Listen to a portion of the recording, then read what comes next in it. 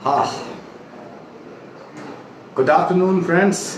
मैं हूं विनोद शर्मा, आपका दोस्त, आपके दिमाग का दोस्त, ब्रेन साइंस ट्रेनर। और आज वेलकम करता हूं आपका इस वेबिनार, इस लाइव कास्ट में, जहां आप मेरे साथ जानेंगे दिमाग की कुछ बातें और आप ये समझ पाएंगे कि कैसे आप नए तरीके से अपनी लाइफ, अपनी पढ़ाई, अपनी सोच को बना सकते हैं। दोस्तों, ब्रेन साइंस क्या है, ये सब समझने से पहले हम एक बात जान लेते हैं। मैं जब छोटा था ना, खास तौर पे यहाँ बच्चे होंगे और पेरेंट्स होंगे, कुछ हमारे ट्रेनर्स भी हैं, कुछ ट्रेनर बनने वाले ट्रेनर्स भी हैं, उन सबके लिए तो होता क्या है ब्रेन साइंस, इस कहानी को समझने से पहले हम ये समझते हैं कि इसकी ज़रूरत क्या है। चल तो रहा है सब कुछ बढ़िया, एजुकेशन चल रही है, स्मार्ट बोर्ड्स हैं, स्मार्ट स्कूल्स हैं, ऑनलाइन आ गया अब तो सब कुछ। टीचर्स सोचते हैं ऑनलाइन में क्या करें। जितने भी टीचर यहाँ जुड़े हुए हैं, मैं कुछ आज ज़रूरी बातें उनसे करूँगा ताकि अगर वो जिन बच्चों को ऑनलाइन पढ़ा रहे हैं वो समझ पाएँ कि ये एक अलग दुनिया है, अलग तरीका है। एजुकेशनल टेक्नोलॉजी का एक फर्दर एक्सटेंशन है, एक अल्टीमेट एक्सटेंशन है। तो यानी आपकी सोच में एक तरह से एक पैराडाइम शिफ्ट, एक पूरी तरह से ट्रांसफॉर्मेशन की ज़रूरत है। यहाँ कितने ऐसे बच्चे हैं जो फर्स्ट आना चाहते हैं, सॉरी आना चाहते हैं? आपको देखकर, आपकी बात सुनकर मुझे एक बात याद आती। जब मैं छोटा था ना, आपकी तरह स्कूल जाता था या स्कूल से आता था, तो अक्सर मेरे दिमाग में एक ख्याल आता कि काश कुछ ऐसा हो जाए कि मैं हमेशा क्लास में फर्स्ट आऊँ, लेकिन बिना पढ़े आऊँ तो ज़्यादा अच्छा रहेगा। आप में से वो कितने बच्चे हैं जो मेरी तरह सोचते हैं? सारे ही हैं। तो आप में से वो लोग जो जानना चाहते हैं कि आखिर बिना पढ़े फर्स्ट कैसे आते हैं, उनके लिए तो जो हमारा ये टाइम है आज का बहुत इंपॉर्टेंट है। पढ़ाई में 4 काम करने होते हैं: reading, writing, comprehension and recollection. Simple language में, पढ़ाई में हमें पढ़ना होता है, लिखना होता है, समझना होता है, और उसके बाद जो भी हमने पढ़ा, लिखा या समझा है उसे रिकलेक्ट करना होता है जब भी पूछा जाए। जो बच्चा रिकलेक्ट कर पाता है वो इंटेलिजेंट कहलाता है। जो रिकलेक्ट नहीं कर पाता उसे हम मानते हैं कि वो बच्चा ज़्यादा अच्छी पढ़ाई नहीं कर पाए। आज का हमारा पूरा टॉपिक रिकलेक्शन पे है। क्या आप जानते हैं रिकलेक्शन होता क्या है? क्या कभी आपने सोचा है रिकलेक्शन की ट्रेनिंग हमारी आज तक क्यों नहीं हुई, और रिकलेक्शन की ट्रेनिंग कर दी जाए तो क्या होगा? कहाँ काम आता है ये रिकलेक्शन? रिकलेक्शन के स्टेप्स क्या हैं? आखिर मेरिटोरियस बच्चे या फर्स्ट आने वाले लोगों में ऐसी कौन सी खासियत होती, या ऐसा कोई इंसान है जो क्लास में, स्कूल में तो फर्स्ट आया, लेकिन जो भी कुछ उसने फर्स्ट आने के लिए अपने दिमाग में रखा था वो जिंदगी भर भी उसके दिमाग में है, यानी वो हमेशा याद है? आखिर एग्जाम का फोबिया क्यों होता है? पढ़ाई को एंजॉय क्यों नहीं कर पाते? ऐसा क्या करें कि पढ़ाई हमें पढ़ाई ना लगे, बल्कि हमारे दूसरे काम, फेवरेट वीडियो गेम जैसी लगने लग जाए? सक्सेस के लिए पढ़ाई कितनी जरूरी है? मम्मी पापा और बच्चों का सपना पूरा करने के लिए कौन सा रोड मैप होना चाहिए? और पढ़ाई में अब आने वाले चेंजेस क्या है? सबसे इंपॉर्टेंट होता है रिकलेक्शन। पर ये होता क्या है, पहले इसको अपन समझ लेते हैं जरा। मैं आपको समझाने की कोशिश करता हूं। लर्निंग के 6 स्टेप्स होते हैं: reading, writing, understanding, memorisation, retention और रिकलेक्शन। इसमें से केवल 3 ही स्टेप्स हमें फॉर्मल एजुकेशन में सिखाए जाते हैं। याद रखिएगा, जो आप सीख जाते हैं वो आप कभी नहीं भूलते। आप जो सिर्फ जानते हैं, सीखते नहीं हैं, बस वही भूलते हैं। अगर आपको साइकिल चलाना आता है, जो कि आपने सीखा हुआ है, तो क्या कभी उसे भूल सकते हैं? नहीं। पर फिर स्कूल की पढ़ाई, जिसे इतनी बार पढ़ के अच्छे मार्क्स लाने के बावजूद भी हम क्यों भूल जाते हैं? एक सवाल अपने टीचर से या अपने बड़ों से पूछिए कि मैं कैसे याद करूं कि मेरे अच्छे मार्क्स आए। हर कोई आपको बता देगा, पढ़ के याद करो, लिख के याद करो, समझ के याद करो, दोहरा के याद करो, मन लगा के याद करो, बार बार याद करो। अब आप एक सवाल उनसे पूछिए कि चलो मैं कैसे याद करूं कि एग्जाम के बाद भी जिंदगी भर याद रहे, दोबारा ना याद करना पड़े। आई एम श्योर इसका जवाब आपको लगभग कोई नहीं दे पाएगा। पढ़ाई के साथ ही ऐसा क्यों? क्योंकि पढ़ाई का एक टायर पंचर है। अगर आपके पास एक गाड़ी है, उसका एक टायर पंचर है, तो आप पहले पंचर ठीक कराएंगे या पंचर गाड़ी चलाते रहेंगे? कॉमन सेंस की बात है, हम पंचर ठीक कराएंगे। अगर पंचर गाड़ी चलाते रहेंगे तो वो कहाँ जाएगी? मंजिल पर जाएगी या गैराज में जाएगी? कॉमन सेंस की बात है, गैराज में जाएगी। पढ़ाई पूरी करने के बाद हिंदुस्तान के लगभग 98% लोग जिन्होंने ग्रेजुएशन कंप्लीट की, उनकी गाड़ी जिंदगी की स्ट्रगल वाले गैराज में चली जाती है और वो उसी साल सक्सेसफुल नहीं हो पाते। पढ़ाई का कौन सा टायर पंचर है? रिकलेक्शन वाला। आपने पढ़ना सीखा, लिखना सीखा, समझना सीखा, लेकिन रिकलेक्ट कैसे करते हैं लाइफ में कभी सीखा? यही रीजन है कि ये वाला पार्ट हमेशा पंचर रहता है। एग्जाम में तैयारी करके गए आप 100% की, मार्क्स आए आपके 70%, तो 30% कहाँ चला गया? That was not recollected on time. पढ़ाई की इस गाड़ी का चौथा पहिया यानी द रिकलेक्शन स्किल पंचर है। मैं बताऊं, साबित कर देता हूं। आपने पढ़ना सीखा, क्या कभी लाइफ में आप पढ़ना भूल सकते हैं? लिखना सीखा, क्या कभी आप लाइफ में लिखना भूल सकते हैं? कोई इंसान आपको आज तक ऐसा मिला कि बहुत टाइम हो गया, अब तो स्कूल की पढ़ाई पढ़े हुए, तो मैं तो लिखना भूल गया हूं, मुझे तो सिग्नेचर करना भी अब याद नहीं। आपने जो समझा वो कभी भूल सकते हो? अगर मैं इसको छोड़ दूं तो ये कहाँ जाएगा, नीचे या ऊपर? कॉमन सेंस की बात है, नीचे जाएगा। सवाल है नीचे क्यों जाएगा? अधिकतर लोग अपने आप आंसर दे रहे होंगे बिकॉज ऑफ ग्रेविटी। ये बात आपने समझी है, कितने टाइम पहले समझी, कौन सी क्लास में समझी, शायद आपको याद नहीं, लेकिन आपको ये याद है कि ये नीचे क्यों जाएगा। समझी हुई चीजें अक्सर दिमाग नहीं भूलता। प्लस माइनस करना हमने सीखा और समझा था फर्स्ट क्लास में, सेकंड क्लास में, थर्ड क्लास में, हमें आज तक आता है विदाउट रिविजन, क्योंकि वो हमने समझा। लेकिन इसके अलावा जो कुछ भी आपने याद किया, उस क्लास के पोएम्स, उन क्लासेस के long answers, theory, facts, maximum चीजें अब हमें याद नहीं। यानी हमें सिर्फ वही याद नहीं है जो हमने याद किया था, जो सीखा समझा वो याद। पढ़ाई के अंदर दो काम करने होते हैं एग्जाम में अच्छे मार्क्स लाने के लिए। अच्छी तरह समझना होता है और अच्छी तरह याद करना होता है। समझने के लिए आपके पास टीचर है, फ्रेंड्स हैं, मम्मा पापा है, फैकल्टीज हैं, कोचिंग सेंटर्स हैं, गूगल है। याद करने के लिए क्या है? क्योंकि याद करने का तरीका ही रिकलेक्शन के लिए इंपॉर्टेंट फैक्टर है। आपको याद करने का कौन सा तरीका आता है? याद करने के 214 मेथड्स होते हैं, उसमें से स्टैनफोर्ड यूनिवर्सिटी अमेरिका 68 मेथड्स सिखाती है। मार्गरेट यूनिवर्सिटी, उसके स्कूल डेनमार्क, नॉर्वे, इन कंट्रीज में 50 से ज़्यादा मेथड्स 15 साल की उम्र से पहले सिखा दिए जाते हैं। जापान में पढ़ाई की फॉर्मल सब्जेक्ट स्टार्ट होने से पहले ही एजुकेशन के चारों डायमेंशन कवर कर दिए जाते हैं। लेकिन इंडिया, पाकिस्तान, बांग्लादेश, श्रीलंका और ऐसे कुछ ईस्टर्न कंट्रीज हैं जहां आज भी 214 में से सिर्फ एक ही तरीका बच्चों को सिखाया जाता है, वो है दोहराना, रटना, फिर से पढ़ना। और ये तरीका सबसे पुअर और सबसे पुराना तरीका 150 ईयर्स पहले जो पढ़ाई शुरू हुई थी, जो छोटी सी एक बुक चलती थी, उसको कवर करने का तरीका।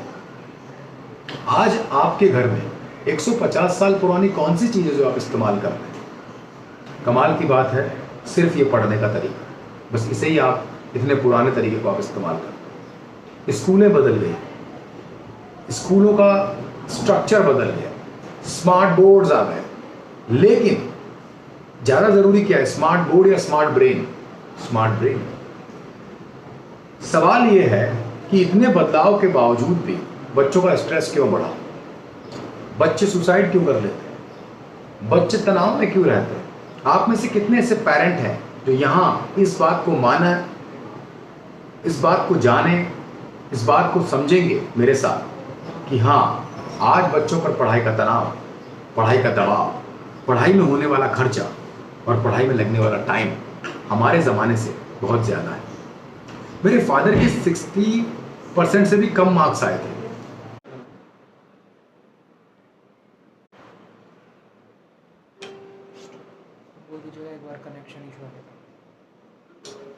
कनेक्शन इशू है थोड़ा सा, लेकिन अब वापस हम लोग ऑन द पेज हैं। आज देखिए ना, बच्चों की पढ़ाई का टाइम पर फोकस कीजिए। क्या आप जब पढ़ते थे या आपके पापा पढ़ते थे, जितने भी पेरेंट्स उनसे बात कर रहा हूँ, तो उस टाइम पे जो टाइम इन्वेस्ट करते थे हम स्टडीज़ में, आज उससे कहीं ज़्यादा टाइम इन्वेस्ट करते हैं बच्चे स्टडीज़ में। यहाँ तक कि पेरेंट्स के लिए और खुद की लाइफ के लिए टाइम बचता ही नहीं उनके पास। कॉमन सेंस की बात देखिए, 8 घंटे स्कूल में, 2 घंटे कोचिंग सेंटर पर, 1 घंटे स्कूल का होमवर्क, 1 घंटे कोचिंग वाले का होमवर्क, 1 घंटे स्कूल की पढ़ाई, 2 घंटे कोचिंग वाले की पढ़ाई, ये आज एक बेयर मिनिमम रिक्वायरमेंट है अगर 90% प्लस मार्क्स लाने हैं। अब इसे आप काउंट कर लीजिए, टोटल कर लीजिए, तो लगभग 15 आवर्स बच्चा पढ़ रहा है, जो बच्चे 90% प्लस लाना चाहते हैं। 15 आवर्स रेगुलर स्टडी है। 8 आवर्स बच्चा सोता है। 15 + 8 how many? 23। How many hours in a day by the way? 24।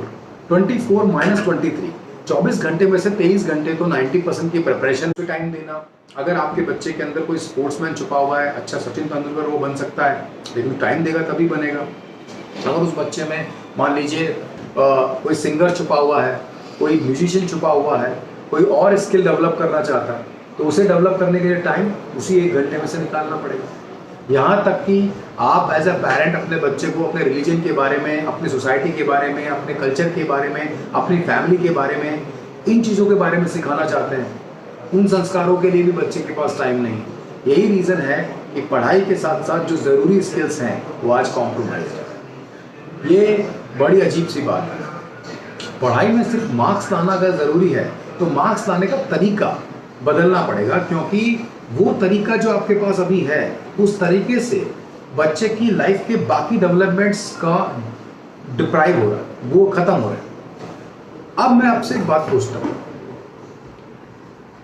अगर आपको आपके शहर के रेलवे स्टेशन से आपके घर आना है तो आप कौन सा रास्ता चुनेंगे? जो सबसे छोटा हो, राइट?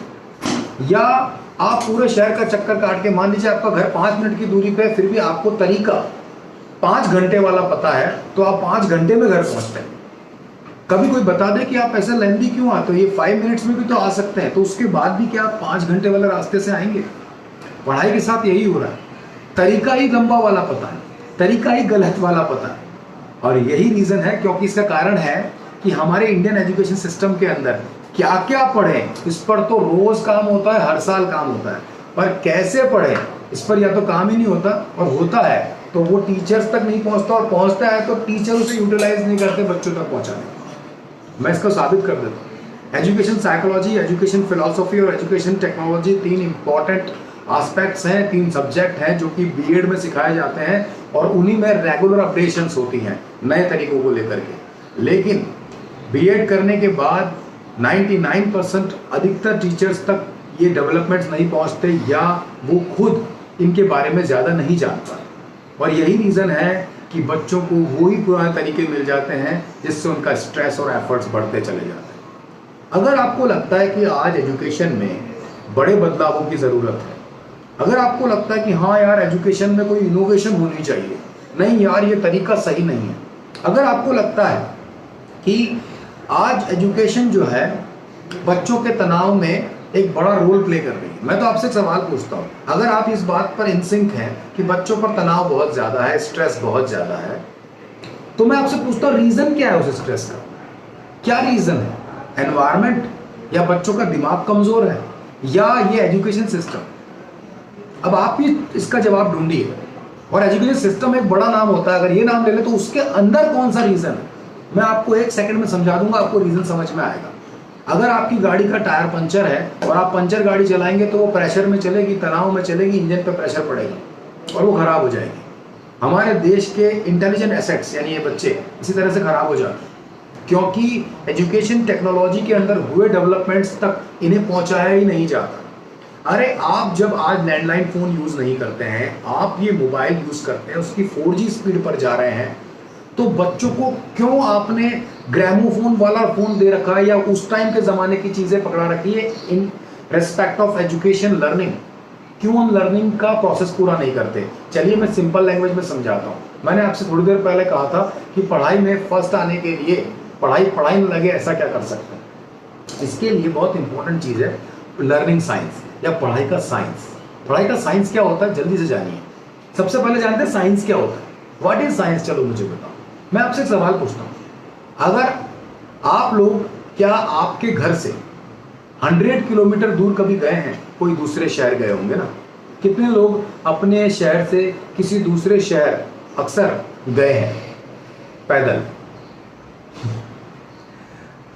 सब गए हैं कहीं ना कहीं, पैदल कोई नहीं गया। जा सकते हैं, नहीं जा सकते? जा सकते हैं ना पैदल। आज से 600 साल पहले लोग कैसे जाते होंगे? पैदल, घोड़े पे, हाथी पे। पुरानी कोई मूवी उठा के देख लीजिए, उस टाइम पे एक शहर से दूसरे शहर जाने के लिए लोग महीनों और दिनों की तैयारियां करते थे। अगर आप 100 किलोमीटर का डिस्टेंस पैदल कवर करेंगे तो आपको 2 दिन लगेंगे, साइकिल से कवर करेंगे तो पूरा 1 दिन लगेगा, बस से जाएंगे तो 3 घंटे लगेंगे, कार से जाएंगे तो 2 घंटे लगेंगे, एरोप्लेन से जाएंगे तो 10 मिनट्स लगेंगे। डिस्टेंस वही है, आप कौन से तरीके से उसे कवर कर रहे हैं, इसमें उसके एफर्ट्स और उसमें लगने वाला टाइम उस पर डिपेंड करता है। कितनी इंपॉर्टेंट बात है ये।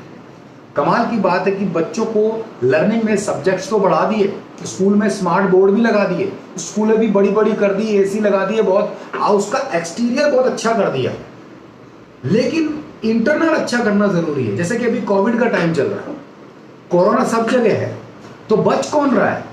जो बाहर से बचने की कोशिश कर रहा है वो सब नहीं बच पा रहे हैं। हमारे माननीय अमिताभ बच्चन जी भी आज कोरोना पॉजिटिव है। जो अंदर से मजबूत है वो बच रहा है, इंटरनल यानी कि इम्यूनिटी जिसकी स्ट्रांग है, उस पर कोई असर नहीं हो रहा है। बिल्कुल ऐसे ही पढ़ाई का इंटरनल पार्ट बच्चे का ब्रेन है, ना कि ये दीवारें, ये एसी, ये इतनी सारी फैसिलिटी, स्मार्ट बोर्ड, इनसे कुछ नहीं होगा। इन सबको लेके नहीं घूम सकते हम पूरी लाइफ। हमें सिर्फ बच्चे के दिमाग को तेज करना, और इसीलिए तो हम स्कूल भेजते हैं। अरे स्कूल में 8 घंटे बच्चा जाता है, 4-5 घंटे फिर कोचिंग जाता है, तो बॉडी के घुटने, कोहनियां और बाइसेप्स बनाने थोड़ी जा रहा है, वो अपने ब्रेन को ताकतवर बनाने जा रहा है। पर मेरा सवाल है, बन रहा है क्या ब्रेन ताकतवर? वो नॉलेज जो ब्रेन में डाली जा रही है स्कूल के अंदर, वो स्किल बन पा रही है क्या? वो काम आ रही है क्या? वो तो एग्जाम तक ही बच्चों को रट रटा के याद रहती है, उसके बाद तो उसमें से वो कुछ भी याद नहीं रख पाता। ऐसा टाइम पास किस काम का जिसमें पेरेंट का 55% तो कमाया हुआ पैसा और बच्चे का 90% टाइम लग जाता है, उसके बाद भी वो नॉलेज ब्रेन में नहीं रहती। नॉलेज अगेन है ब्लैंक हार्ड डिस्क। उसका रीजन बताता हूं मैं आपको। Nobody is taking care of learning cycle. Learning cycle के 6 स्टेप्स होते हैं: reading, writing, understanding, memorisation, retention, recollection. इसमें से 5 चीजें इनपुट हैं: रीडिंग, राइटिंग, अंडरस्टैंडिंग। ये तीनों स्किल है आपकी। अगर बच्चों, एक सवाल पूछूं आपसे, चलो आज से सारे एग्जाम भूल जाओ, आप जितने तरह के एग्जाम देते हो, जितने तरह की किताबें पढ़ो, सब भूल जाओ। आप बस एक बात बताओ मुझे, आपका एग्जाम आगे से ऐसा होने लग जाए कि आपको स्कूल जाना है और आपके रीडिंग स्किल का एग्जाम है खाली, बस एग्जाम के अंदर सामने जो लिखा हुआ है वो पढ़ के बताना है, इसी पे 100% मार्क्स आएंगे। तो आप बताओ आपके कितने मार्क्स आएंगे? देखो बोल रहे होंगे 100%। चलो आपकी राइटिंग स्किल का एग्जाम है, आप एग्जाम में जाएंगे और सिर्फ आपको लिख के बताना है जो टीचर बोल रहा है, या फिर जो सामने लिखा हुआ उसको दोबारा लिख के बताना है। आपकी राइटिंग स्किल का एग्जाम, कितने मार्क्स आएंगे? 100% आएंगे। है ना कमाल की बात? और इसकी तैयारी कितनी करोगे आप? करोगे ही नहीं, क्योंकि ये आपको आता है। जब चीजें स्किल बन जाती है तो उसकी तैयारी सिर्फ एक अभ्यास, एक प्रैक्टिस बन जाती है। उसमें 90-80% टाइम इन्वेस्ट नहीं किया जाता, क्योंकि हमें कॉन्फिडेंस होता है कि हम उसमें अच्छा कर लेंगे। उल्टा उसकी तैयारी में मजा भी आता। तीसरा, अगर आपका समझने का एग्जाम है, जैसे आप व्हाट्सएप पे आए हुए मैसेज समझ लेते हैं, फेसबुक पे आई हुई स्टोरीज समझ लेते हैं, आप अपने वीडियो गेम को समझ लेते हैं, आप अपने कोई कार्टून को समझ लेते हैं, न्यूज़पेपर पढ़ के न्यूज़ समझ लेते हैं, बिल्कुल ऐसे ही मान लीजिए आपका समझने का एग्जाम है। आपको एग्जाम में जाना है, वहां पर सामने एक थ्योरी लिखी होगी, समझ के बताना है कि इसमें क्या बात कह रहे हैं। कितने मार्क्स आएंगे आप? अगेन 100%। यानी आपके 3 स्किल कितने अच्छे तैयार किए गए हैं कि इनका एग्जाम हो जाए तो आपके 100%। लेकिन आपका रीडिंग स्किल का, राइटिंग स्किल का और अंडरस्टैंडिंग स्किल का एग्जाम नहीं होता, आपका सिर्फ मेमोराइजिंग स्किल का एग्जाम होता है कि आपके सिलेबस में जो भी आपने पढ़ा है, लिखा है, समझा है, उसे याद भी कर लो आप। इसीलिए इंटेलिजेंट से इंटेलिजेंट बच्चा जिसके अच्छे मार्क्स आते रहे हैं, वो भी एग्जाम से 10 दिन पहले जो भी उसने पढ़ा लिखा समझा है, इवन अच्छी तरह समझा है, वो भी फिर से याद कर रहा हो। पढ़ाई में समझने के साथ साथ याद करना जरूरी है। ऐसी बहुत सारी चीजें होती हैं जो समझनी पड़ती हैं, याद कम करनी पड़ती है, पर ऐसी भी बहुत सारी चीजें होती हैं जिन्हें समझना कम पड़ता है क्योंकि वो जल्दी से समझ में आ जाती हैं, लेकिन याद बहुत कुछ करना पड़ता है। मैथमेटिक्स अगर समझने का सब्जेक्ट है तो एसएसटी याद करने का सब्जेक्ट है। अगर आप मैथमेटिक्स में 100% ले आओ और एसएसटी में 0 लेके आओगे तो क्या उस क्लास में आप आगे बढ़ पाओगे? नहीं, सारे सब्जेक्ट करने पड़ेंगे ना। तो आपका सिलेबस जो है वो 8 सब्जेक्ट से बना हुआ है, history, geography, polity, economy, science, mathematics, language और जनरल अवेयरनेस, इनसे बना है। अब इसमें बहुत सारे कॉन्सेप्ट्स हैं, बहुत सारे कॉम्बिनेशंस हैं, जैसे कि definition, derivation, vocabulary, dictionary, long answers, long theory, objective types question, associations, formulas, maps, diagram, short answers, abbreviations, ये सब आपको करना होता है। और इन सब का मतलब होगा कि आपका सिलेबस जो है वो एक क्लासिफाइड सिलेबस है, लेकिन आपको इस सिलेबस को कवर करने के लिए जो टूल दिया गया है वो एक कॉमन टूल है, दोहराना या रटना। ये बहुत पुराना, लॉर्ड मैकाले के टाइम पे जब सिलेबस तैयार किया गया था, उसमें एक बुक चलती थी, द जनरल अवेयरनेस बुक। अब वो जनरल नॉलेज की जो एक बुक होती थी, उसमें सारे सब्जेक्ट पर एक एक चैप्टर होता था, 8 चैप्टर की ही बुक होती थी। अब उस किताब के एंड में क्वेश्चन भी पहले से लिखे होते थे, और ये तो अभी तक 20 साल तक पहले भी तो होता रहा है। अभी पापा मम्मी से पूछ लो आप कि आपके टाइम पर बुक जो होती थी उसके चैप्टर के बाद क्वेश्चन आंसर कौन से होते थे, वो बता देंगे कि जहां चैप्टर खत्म होता था वहीं क्वेश्चन आंसर होते थे, हमें बस वही याद करके जाने होते थे। लेकिन आज तो आपकी एनसीईआरटी की किताब जब खत्म होती है या उसका कोई चैप्टर खत्म होता है तो क्वेश्चन आंसर तो वहां होते ही नहीं है, और जो उसमें होता है वो तो एग्जाम में आते ही नहीं है। उसके लिए आपको क्वेश्चन बैंक अलग से परचेज करना पड़ता है, जैसे कि गोल्डन या एवरग्रीन, और उसमें खूब सारे होते हैं।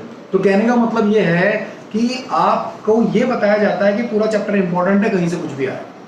अब यहाँ पे सिलेबस बढ़ गया, उसके कॉन्सेप्ट बढ़ गए, उसके बाद उसके क्वेश्चन आंसर भी जो है वो कहीं से कुछ भी आएंगे, कोई अलग से क्वेश्चन आपके चैप्टर के बाद में सेलेक्टेड नहीं डाले हैं। तो इतनी सारी चीज़ों को कवर करने का अगर आपका पुराना तरीका उस किताब का, जो एक छोटी सी किताब चलती थी पहले, उस वक्त रटना दोहराना ईजी काम था, क्योंकि सिलेबस में कुल 25-30 क्वेश्चन है।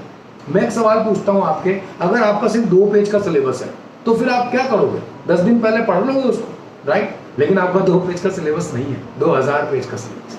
तो मेरे कहने का मतलब यहाँ पर यह है कि अगर आपका सिलेबस 2000 पेजेस का है तो आपका तरीका भी 2000 पेजेस कवर करने का होना चाहिए, और वो तरीका परमानेंट वाला होना चाहिए। मेमोराइजेशन एक स्किल है, हमारा दिमाग करता ही मेमोराइज है।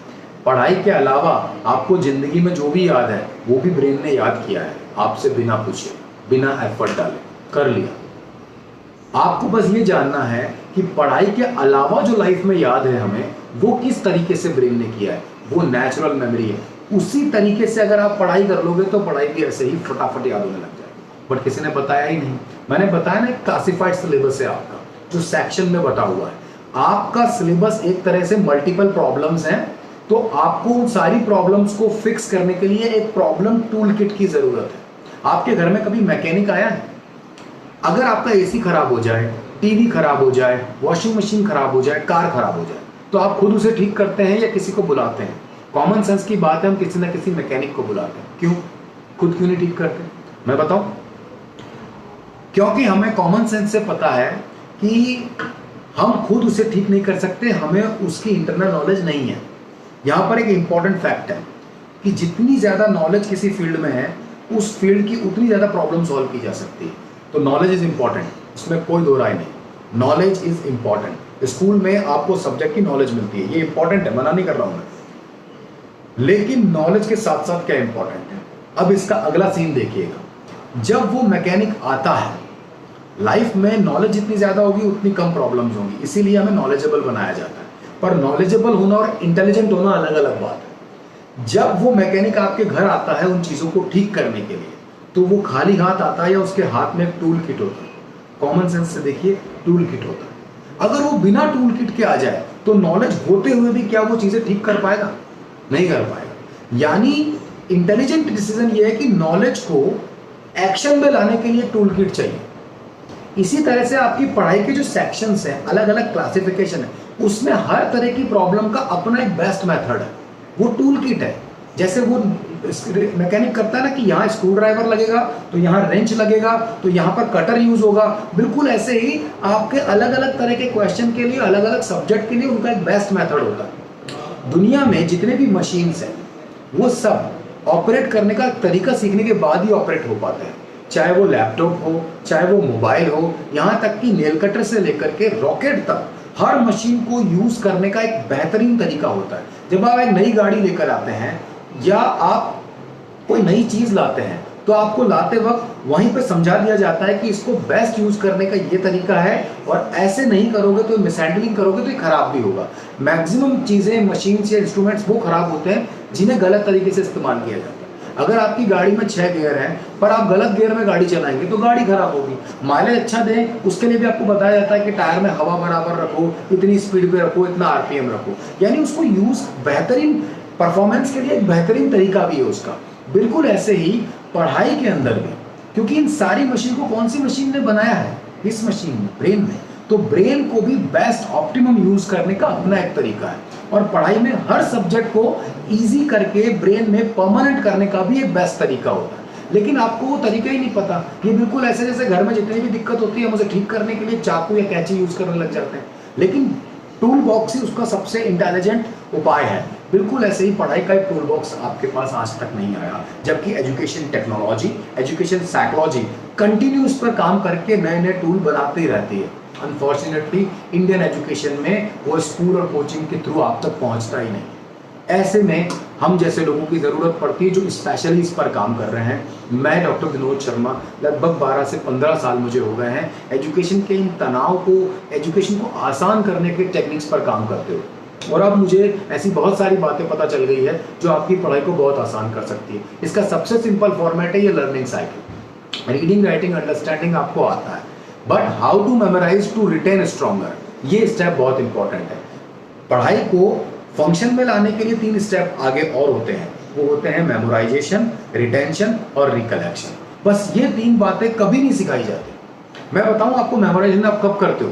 सेल्फ स्टडी के टाइम पर। स्कूल में आप समझते हो, पढ़ते हो, होमवर्क में आप लिखते हो, लेकिन इन तीनों काम को करने से आपके मार्क्स नहीं आते। आपके मार्क्स आते हैं इसके बाद जब आप सेल्फ स्टडी के लिए बैठते हो और इन्हीं चीजों के सारे फैक्ट्स को याद करने की कोशिश करते हो। यहां पर सेल्फ स्टडी मतलब मेमोराइजेशन, जो भी समझा हुआ उसको थोड़ा सा वापस समझा, उसके बाद उसको वर्बैटिम करने के लिए, उसको एकदम क्रैम करने के लिए, 100% स्टोर करने के लिए आप उसके रेपिटेशन शुरू कर देते हो, और ये चीज से आपको लगता है कि अब मुझे पक्का हो जाएगा। बहुत आंसर को पक्का करने के बाद, एक बार पापा को सुनाने के बाद एक कॉन्फिडेंस आता है कि हाँ मुझे ये आ गया है, लेकिन 2 दिन बाद वही कॉन्फिडेंस वापस चला जाता है क्योंकि वो फिर से मिस होने लगता है। ये गड़बड़ है पढ़ाई के साथ। पढ़ाई के साथ गड़बड़ क्या है? जो हम याद करते हैं उसे वापस भूल जाते हैं। यानी आपका मेमोराइजेशन प्रॉब्लम में नहीं आ रहा है, प्रॉब्लम में आ रहा है रिटेंशन, वो सही जगह नहीं रखा जा रहा। आपके घर में कभी डांट पड़ी है? पेन कहाँ चला गया, लाए तो थे?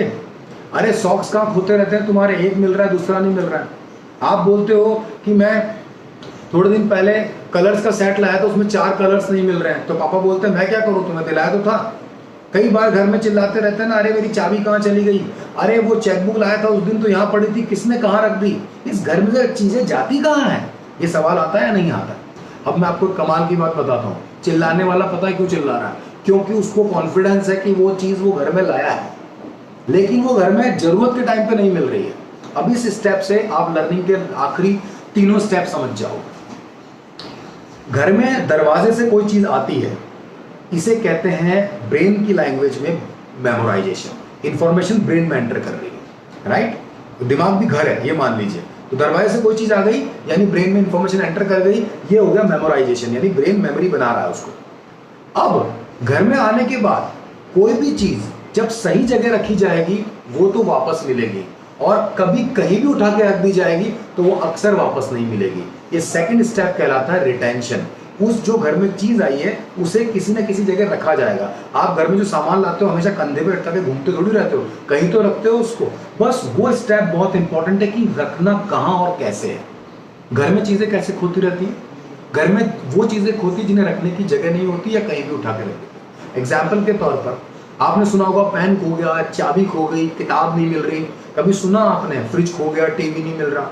हाँ, आप बोलोगे वो तो बड़ा बड़ा होता है, वैसे ही दिख जाता है। चलो मैं छोटी चीजों की बात कर लेता हूँ। सेफ्टी पिन का पैकेट नहीं मिल रहा, स्क्रू ड्राइवर नहीं मिल रहा, अरे वो सॉक्स लाए थे दूसरा सॉक्स नहीं मिल रहा। ये छोटी छोटी चीजें खोती। कभी सुना आपने टमाटर नहीं मिल रहे, नींबू खो गए? मिल जाते हैं क्योंकि उन्हें रखने की एक जगह है, fridge. And that is the logical arrangement to keep the memories, यानी कि वो पर्टिकुलर चीज को रखने का अरेंजमेंट है। आपने पढ़ाई में कभी रिटेंशन नहीं बनाया कि किस जगह रखें इंफॉर्मेशन को। और देखिए, आप खाने पीने की चीजें फ्रिज में रखेंगे और कपड़े अलमारी में रखेंगे, ये भी बहुत इंपॉर्टेंट चीज है। ऐसा थोड़ी कपड़े आपने फ्रिज में रख दिए, खाने पीने की चीजें बाथरूम में रख दी, बर्तन उठा के अलमारी में रख दिए, ऐसा तो नहीं करते ना आप। तो ये भी बहुत इंपॉर्टेंट है, यानी कौन से सब्जेक्ट को, कौन सी इंफॉर्मेशन को, पढ़ाई के कौन से वाले पार्ट को किस जगह रखना है। क्या कभी सीखा आपने? नहीं सीखा ना, यानी कि the retention part is always missing. तब आप क्या हो रहा है, घर में है, ब्रेन में डाल दिया ना, घर में कहीं भी रख दिया। तो अब आप क्या करते हो, दोहरा दोहरा के दिमाग को याद दिलाते रहते हो कि हाँ लाया हूं, यहां पढ़िए, लाया हूं, यहां पढ़िए। इस तरह से ब्रेन को याद नहीं रहता, उसको सही लॉजिकल एसोसिएशन की जरूरत पड़ती है। The important fact is association. Retention is completely dependent upon association. Recollection is the collection of association, the outcome. Learning के 6 पार्ट में से reading, writing, understanding, memorisation, retention, ये 5 चीजें इनपुट है और रिकलेक्शन यानी जरूरत पड़ने पे मिल जाए, ये उसका आउटपुट है। हमने मेमोरी ब्रेन में रखी इसलिए कि जरूरत पड़ने पे काम आ जाए, राइट? तो रिकलेक्शन इज द आउटपुट। और आपको कमाल की बात बताऊं, रिकलेक्शन को आप ऑलरेडी जानते हो एग्जाम के नाम से। एग्जाम क्या है? इंफॉर्मेशन का रिकलेक्शन, राइट? अमिताभ बच्चन के सामने केबीसी में जो बैठा होता है वो भी तो अपने 4 ऑप्शन में से एक आंसर को ब्रेन से रिकलेक्ट करता है। इसी तरह से आप अपनी पढ़ाई के अंदर जो भी पढ़ते, लिखते, समझते, याद करते और याद रखते हैं उसे रिकलेक्ट करते हैं। कमाल की बात है कि इन 5 चीजों को कोई नहीं पूछता। इसको आपने, ये 5 बातें आपने 10 घंटे में करी है, 10 मिनट में करी है, 10 साल में करी है, कोई नहीं पूछता। एग्जाम में उस 1 घंटे में रिकलेक्ट हो रही है क्या?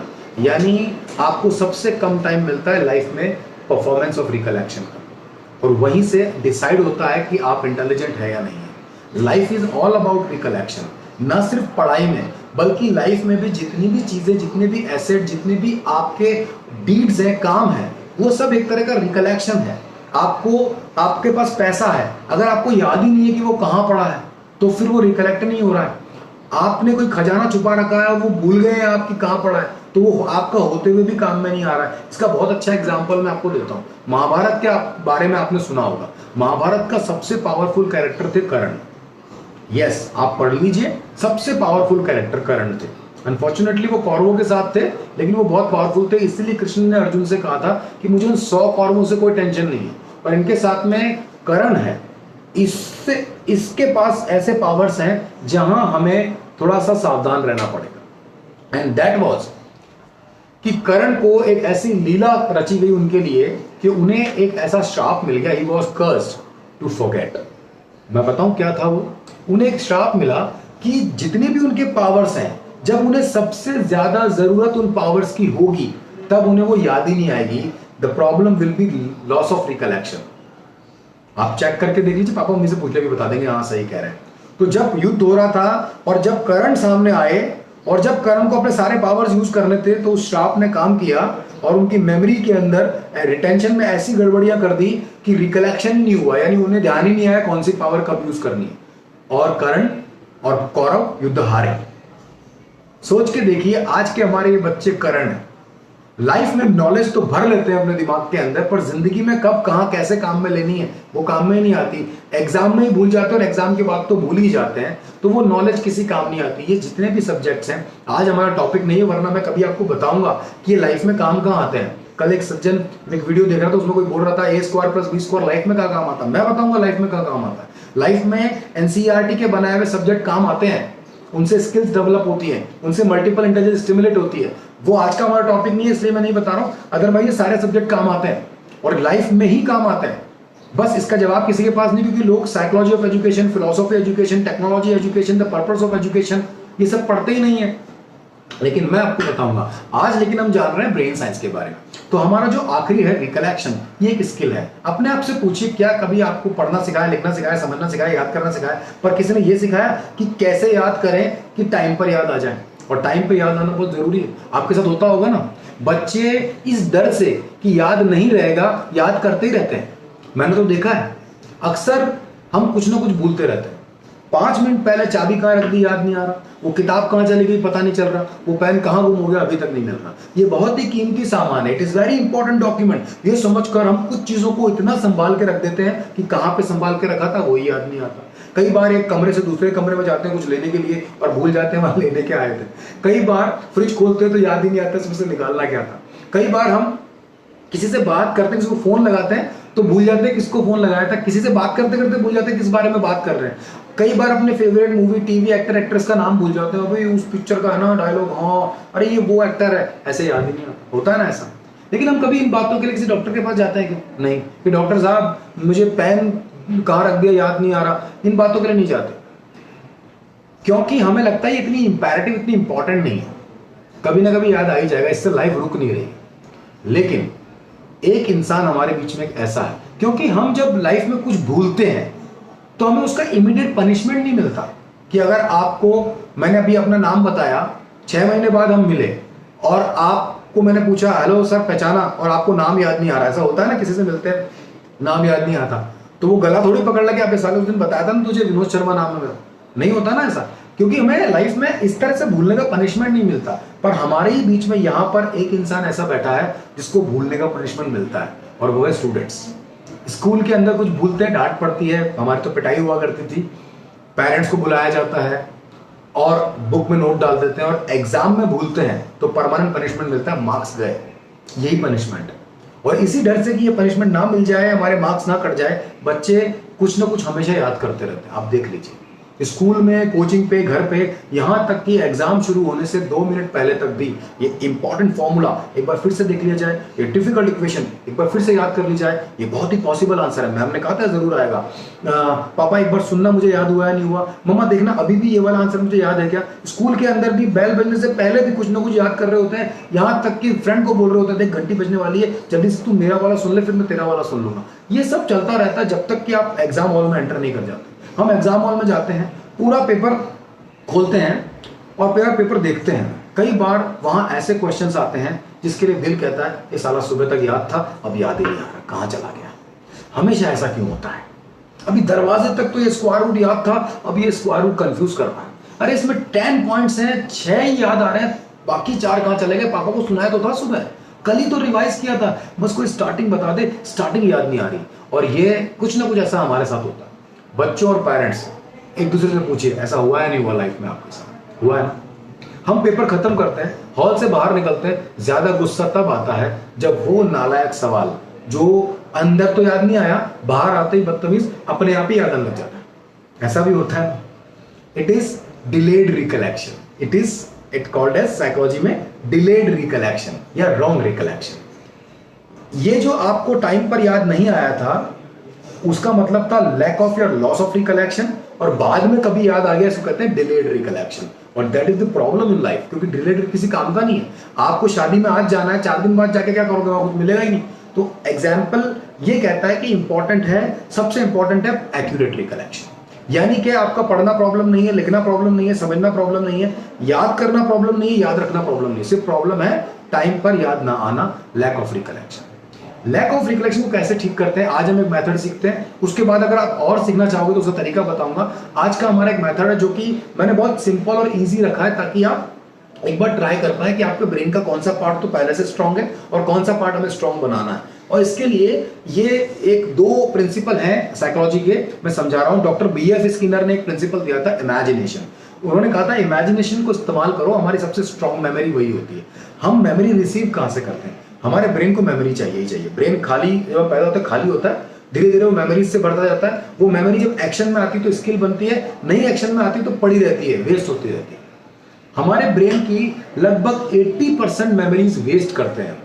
वो हमारे थॉट्स वेस्ट होकर पड़े रहते हैं और वही हमें कंफ्यूज करते हैं किसी नई चीज को सीखने में भी। घर में जितना कूड़ा कचरा, जितनी वेस्ट चीजें ज्यादा होंगी उतनी ही नई चीजें भी खोएंगी, क्योंकि ज्यादा सामान पड़ा रहेगा। एक कमाल की बात बताऊं आपको, knowledge in action is power, knowledge not in action is a burden, confusion and problem. Practical बताओ, अभी घर जाओ, घर में तो होंगे ही आप लोग, अभी किचन में जाना, फ्रिज खोलना, उस फ्रिज में लगभग 30 to 40% चीजें अभी ऐसी होंगी जिसके लिए मम्मी रोज कहती है इनको निकालूंगी, किसी दिन फ्रिज साफ करूंगी, बाहर फेंकूंगी। कोई पुरानी जैम की बोतल होगी, कोई सॉस की बोतल पड़ी होगी, कोई पुराने अंडे पड़े होंगे, आधी खाली हुई ब्रेड का पैकेट पड़ा होगा, कोई आधा ढक्कन खुला हुआ अचार पड़ा होगा, नीचे पुरानी सब्जियां पड़ी होंगी, 2 दिन पुराना दूध रखा हुआ होगा, 4 दिन पुराना दही रखा हुआ होगा। ये मूवीज में दिखाते हैं ना, बढ़िया बढ़िया फ्रिज होते हैं जिसके अंदर बहुत सारी अच्छी अच्छी बॉटल्स होती हैं, खूब सारे शरबत होते हैं, चॉकलेट्स होती हैं, अलग अलग तरह की वाइन होती है। ये सब हमारे घर के फ्रिज में नहीं होता, हमारे घर के फ्रिज में ऐसा ही चीजें पड़ी रहती है, राइट। और मम्मी कहती है हाँ कल साफ करेंगे, निकालेंगे। इस एग्जाम्पल में बहुत जरूरी बात छुपी हुई है। जब वो चीजें लाई गई थी तो क्या वेस्ट करने के लिए लाई गई थी कि फ्रिज में कूड़े की तरह भर देंगे उन्हें? नहीं ना। जब वो चीजें फ्रिज में रखी गई थी तो ये सोच के रखी गई थी कि हम इसे यूज करेंगे। जब वो चीजें लाई गई थी तो खरीदी गई थी, यानी उस पर पैसा खर्च किया गया था, यानी उसको इंपॉर्टेंट लगी होंगी। यानी जब कोई इंफॉर्मेशन ब्रेन को मिलती है तब तो वो इंपॉर्टेंट ही होती है, लेकिन जब उसे यूटिलाइज नहीं करते, जब ये नहीं पता होता कि उसे यूटिलाइज कहां करना है, कैसे करना है, कब कब करना है और करना है, तब तक वो मेमोरी धीरे धीरे जम्बल्ड हो जाती है, थोड़ी थोड़ी पाइलअप हो जाती है, आपस में जुड़ जाती हैं और वो वेस्ट मेमोरीज बन जाती है या वेस्ट थॉट्स बन जाते हैं। और ये थॉट्स नए क्रिएटिव थॉट्स को या इंपॉर्टेंट थॉट्स को भी डिस्टर्ब करते रहते हैं। जैसे वो फ्रिज में रखी हुई चीजें किसी नई चीज को भी डिस्टर्ब कर रही है, जगह घेर रही है। तो इसीलिए ब्रेन साइंस कहता है कि आप इसे क्रिएटिव में कन्वर्ट कर दें, और यही ब्रेन साइंस है। और क्रिएटिविटी में कन्वर्ट करने के लिए जो सबसे इंपॉर्टेंट चीज आपको सीखनी है वो है आपकी नेचुरल क्रिएटिविटी। और नेचुरल क्रिएटिविटी होती है इमेजिनेशन। इमेजिनेशन यानी दिमाग के अंदर दिखना। सबसे स्ट्रॉन्ग मेमोरी होती है इमेजिनेशन की, यानी कि इमेजेस की, जिसको हम विजुअल्स भी कहते हैं। बहुत सारी मूवी दृश्यम में देखा होगा ना आपने, वो तब्बू कहती है विजुअल्स आर हमेशा रिकलेक्ट होते हैं, राइट। लाइफ में वो चीजें ज्यादा याद रहती है जो हमने देखी होती है। अब पढ़ाई को हम पढ़ते हैं, लिखते हैं, समझते हैं, पर देखते नहीं है। पढ़ाई को देखने लायक बनाना ही ब्रेन साइंस का काम है। ये तो हुआ पहली चीज। दूसरा, अब मान लीजिए वो सारी की सारी इंफॉर्मेशन में देखने लायक बना दी, लेकिन जब तक वो इंफॉर्मेशन किसी सिस्टम में नहीं आएगी, एसोसिएट नहीं होगी, तब भी वो काम की नहीं। एग्जाम्पल के तौर पर अगर मैं आपको कहता हूं यहां पर 2000 किताबों का ढेर लगा है, आपस में एक पाइल्ड है। अब उसमें से आपको एक किताब मुझे ढूंढ के देनी है, उसका नाम है फ्रीडम एट मिडनाइट। 2000 किताबों में से एक किताब फ्रीडम एट मिडनाइट आपको ढूंढ के देनी कहीं इस ढेर में है। अब आपने वो किताब कभी देखी नहीं है, तो आप हर किताब उठाओगे, उसका कवर पेज देखोगे और ढूंढते जाओगे। मान लीजिए आपको वो आखिरी किताब मिली इस पूरे ढेर में, उस काम में कितनी देर लग जाएगी? आप लगभग 1 घंटा लग जाएगा। 1 घंटे बाद आप बोलोगे ये रही वो किताब।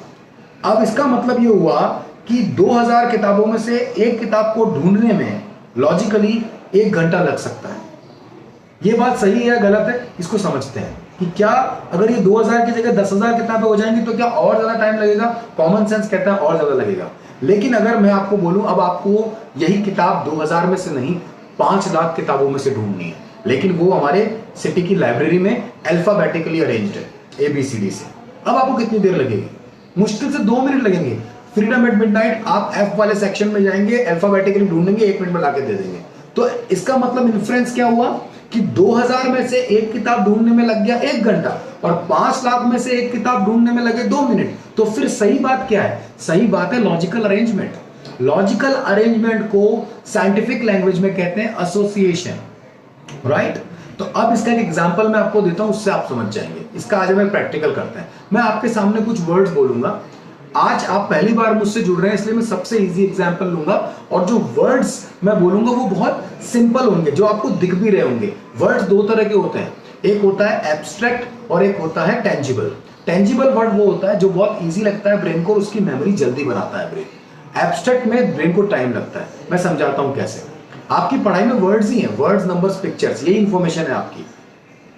जो वर्ड आपके ब्रेन में इंफॉर्मेशन यानी लॉजिक के तौर पे भी है और उसका कोई ना कोई सपोर्टिंग इमेज क्रिएटिवली आपका ब्रेन बना भी रहा है, उसे कहते हैं टेंजिबल वर्ड या टेंजिबल इंफॉर्मेशन। और जो वर्ड आपके ब्रेन में सिर्फ एक ही फॉर्मेट में है, लॉजिकल इंफॉर्मेशन में, पर उसका कोई पिक्चर ब्रेन नहीं बना पा रहा है, तो उसे कहते हैं इंटेंजिबल या एब्स्ट्रैक्ट वर्ड। आपको बताऊं, आपकी पढ़ाई जो NCERT का सिलेबस है 4th क्लास से 10th क्लास का, ये सिलेबस में सबसे ज्यादा याद करने का काम है, सबसे ज्यादा सब्जेक्ट भी इसी टाइम पे होते हैं। इसका 79% हिस्सा एब्स्ट्रैक्ट है। एब्स्ट्रैक्ट यानी वो इंफॉर्मेशन जब ब्रेन में जाती है तो किसी भी तरह के पिक्चर से एसोसिएट नहीं हो पाती। मैं एग्जांपल देता हूं, अगर मैं कहता हूं एक वर्ड बोलता हूं शाहरुख खान, तो आपके ब्रेन में शाहरुख खान के नाम की स्पेलिंग पहले आई या उसका पिक्चर पहले आया? आप कहेंगे पिक्चर पहले आया। अब देखिए नाम की स्पेलिंग भी आपको दिख रही है, नाम की स्पेलिंग सबकी सेम है, पिक्चर सबका क्रिएटिव और अलग अलग है। किसी के लिए चक दे इंडिया वाला शाहरुख खान है, किसी के लिए किसी और मूवी का शाहरुख खान है, किसी के लिए किसी और पिक्चर का शाहरुख खान हो सकता है, लेकिन नाम सबके दिमाग में सेम है। इसी तरह से अगर मैं एक वर्ड और बोलता हूं, वर्ड है प्रायोरिटी। मैंने वर्ड बोला प्रायोरिटी। प्रायोरिटी का मीनिंग आपको पता होगा, इंफॉर्मेशन लॉजिकली आपको पता है, पर कोई पिक्चर बन रहा है क्या आपके दिमाग में? आप कहेंगे नहीं। शाहरुख खान के लिए आपके ब्रेन के पास दो इंफॉर्मेशन है, उसके नाम और उसका पिक्चर। या नाम यानी लॉजिक तो आपको पता है, एक्टर का नाम है और उसका पिक्चर भी सपोर्ट में आ रहा है, लेकिन प्रायोरिटी जब मैंने बोला तो सिर्फ उसका नाम और इंफॉर्मेशन आई, उसका लॉजिक आया, कोई पिक्चर सपोर्ट में नहीं आया। ऐसी इंफॉर्मेशन एब्स्ट्रैक्ट कहलाती है। आपकी पढ़ाई का लगभग 79% हिस्सा ऐसा ही है। यही रीजन है कि सबसे पुअर टाइप की इंफॉर्मेशन सबसे ज्यादा याद करने के लिए आ जाती है, और यहीं पर आपको बहुत स्ट्रेस होता है। स्ट्रेस का एक ही कारण है कि आपको ये नहीं पता कि ऐसी इंफॉर्मेशन को याद करने के लिए इंस्ट्रूमेंट या टेक्निक कौन सी यूज करनी है। बस ये टेक्निक पता चल जाएगी तो सब इजी हो जाएगा। पढ़ाई के अंदर क्या क्या पढ़े सब सिखाते हैं, कौन से टेक्निक से पढ़े कोई नहीं सिखाता, and that is the reason of stress. Education system की प्रॉब्लम नहीं है, टेक्निक की प्रॉब्लम है, स्ट्रेस इस वजह से होता है। चलिए मैं आज एक टेक्निक सिखाता हूं आपको। मैं कुछ वर्ड बोलूंगा, हर वर्ड अपने आप में एक इंफॉर्मेशन होगा। आपके लिए मैंने इजी वर्ड रखे हैं ताकि उनकी पिक्चर आपको दिखे, ताकि एक बार अपने ब्रेन को आप टेस्ट कर पाए। वर्ड्स, एक वर्ड से दूसरे वर्ड के बीच में मैं 2 सेकंड का गैप रखूंगा ताकि उतनी देर में आप उसे याद कर पाए। चलिए स्टार्ट करते हैं। वर्ड्स आर आपका classroom, sofa, tiger, KitKat chocolate, Shahrukh Khan, cycle, rail का डब्बा, एलिफेंट, गब्बर सिंह शोले वाले, cockroach, Narendra Modi ji, blue colour की bus, green apple, colourful birds, tubelight, orange snake, black coat pant, Mahendra Singh Dhoni, white Maruti car, black rabbit, green tree, पेड़, हरा पेड़, Samsung LED TV, Spiderman, swimming pool, Baba Ramdev, mango ice cream, आपके English teacher, Honda Activa scooter cream colour का, और crocodile. चलिए ये words मैंने बोले, आप में से कितने बच्चों को ये वर्ड इसी सीक्वेंस में अब याद हो गए? आई एम श्योर मैक्सिमम बच्चे कहेंगे पूरे याद नहीं है। चलो मैं आपके ब्रेन का एक टेस्ट बताता हूं। छोटा मोटा रैंडम तो आप बता देंगे कि हाँ ये था वो था, पर इस सीक्वेंस में आपको याद है क्या? तो इसके लिए आप बोलोगे कोई बात नहीं, हमें लिख के दे दो, बहुत इजी थे ये, 10 मिनट में याद कर लेंगे। हाँ 10 से 15 मिनट में आप इन्हें याद कर लेंगे, सीक्वेंस कोशिश कर लेंगे आप, क्योंकि ये इजी वर्ड्स थे, इसकी सबकी पिक्चर आपके ब्रेन में आ रही थी, राइट? यानी कि इस वक्त आपको कॉन्फिडेंस है कि ये वाली इंफॉर्मेशन हम आसानी से 15 मिनट में याद कर सकते हैं। इसकी रीजन क्या था? इसका पिक्चरफुल होना, इसके अंदर पिक्चर्स होना। ये आपको पहली बात साइकोलॉजी बच्चों की समझ में आ गई, यानी इमेजिनेशन या इमेजेस सपोर्ट करती है मेमोराइजेशन में। ठीक है, अब दूसरी बात समझाता हूं। चलो मैं आपकी ब्रेन के 3 स्टेप का टेस्ट करता हूं। 3 स्टेप कौन कौन से थे? घर में आना, घर में रखना, वापस मिलना, रिसीविंग यानी मेमोराइजेशन, रिटेंशन और रिकलेक्शन। इसको साइंटिफिक लैंग्वेज में बोलते हैं R3 अप्रोच या R3 प्रैक्टिस। रिसीविंग यानी ब्रेन में आना, रिटेंशन ब्रेन में कहीं रखना, रिकलेक्शन ढूंढने पे मिल जाना। अब मैं चेक करता हूं कौन सा वाला पार्ट आपका सही है और कौन से वाले पार्ट में आपको सीखने की जरूरत है। जितने भी नाम मैंने बोले थे, जितनी बातें मैंने बोली थी, क्या उसमें रॉकेट था? आप बोलेंगे नहीं। चलिए बताइए, क्या उसमें रस्सी था, रोप? नहीं। क्या निडल था, सुई? नहीं। डायनासोर था? आप कहेंगे नहीं। जो बच्चे नहीं कह रहे हैं बिल्कुल सही चल रहा है उनका दिमाग। चलिए मैं आपसे एक सवाल पूछता हूं, क्या उस पूरी लिस्ट में बाबा रामदेव थे? हाँ। क्या ब्लू कलर की बस थी? आप कहेंगे हाँ। क्या उसमें टाइगर था? आप कहेंगे हाँ। क्या उसमें व्हाइट मारुति कार थी? You are right. अब देखिए, आपका लर्निंग का वो स्टेप मेमोराइजेशन वो बिल्कुल परफेक्ट है। आपके ब्रेन को पता है कि घर में क्या आया है क्या नहीं आया है, पहली बार में विदाउट रिवीजन ब्रेन को पता है। लेकिन वो कैसे रखा जाए कि सारा टाइम पर मिल जाए, बस यही एक चीज सीखनी है। इसके लिए इमेजिनेशन को जोड़ेंगे हम एसोसिएशन के साथ में। अब की बार मैं ये लिस्ट दोबारा बोलूंगा और मैं गारंटी करता हूं कि आपको 10 साल बाद भी कभी भी पूछूंगा ना, 1 सेकंड में आप बता देंगे किसके बाद क्या था, किससे पहले क्या था, उल्टा बता देंगे, सीधा बता देंगे। कुछ भी नहीं करना है, सिर्फ एक ब्रेन साइंस प्रिंसिपल यूज करना है। इसका नाम है स्टोरी मेथड या चेन मेथड, जिसमें हम एक इंफॉर्मेशन को दूसरी इंफॉर्मेशन के साथ क्रोनोलॉजिकल जोड़ लेते हैं। आपको थ्योरी नहीं सीखनी है, आपको प्रैक्टिकल करना है। अभी करके दिखाता हूं। अब की बार आप याद मत करना, पहले आप याद करने की कोशिश कर रहे थे, अब मैं कह रहा हूं मत करना, ठीक है? देखते हैं क्या होता है। मान लीजिए आपका क्लासरूम, आप क्लासरूम में गए, वहां पर एक सोफा रखा है, उस सोफे के ऊपर एक टाइगर बैठा है, वो टाइगर किटकैट चॉकलेट खा रहा है। अचानक वहां पर शाहरुख खान आया, टाइगर के मुंह से किटकैट चॉकलेट छीनी, साइकिल पे बैठा और भाग गया।